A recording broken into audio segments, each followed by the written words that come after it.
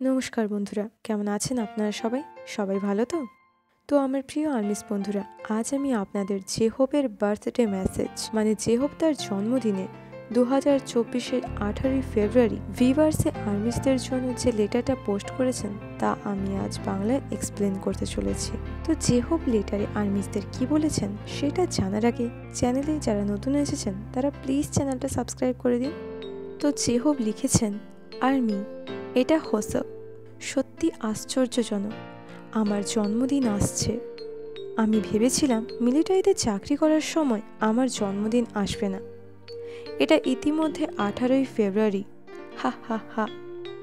ওটার মানে কি? যত তাড়াতাড়ি সময় উড়ে যায়। হা হা হা।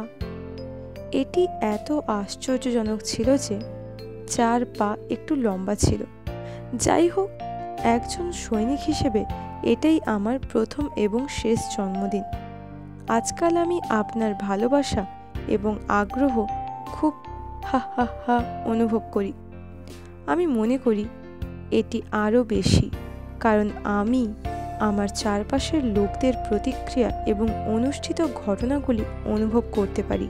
এটা আবার আশ্চর্যজনক এবং আমার কাঁধ একটু উঁচু হচ্ছে, কারণ আমাদের সবারই আর্মি আছে, তাই না? আমার হৃদয়ের পরিস্থিতি যাই হোক না কেন, আপনি সর্বদা আমার কেন্দ্রে আছেন। এটি একটি বড় অংশ যা আমি 10 বছরেও বেশি সময় ধরে কাজ করার সময় ভুলে যাইনি। আমি এটা যথেষ্ট প্রকাশ করতে পারি না, কিন্তু আমি অনেক কৃতজ্ঞ। আমাদের ভক্ত এবং জেহোবের ভক্ত হওয়ার জন্য আপনাকে অনেক ধন্যবাদ। আমরা আপনাকে ভালোবাসি। এখানে জেহোব সকল বিটিএস সদস্যদের তরফ থেকে আর্মিদের ভালোবাসি বলেছেন। আপনাকে ধন্যবাদ।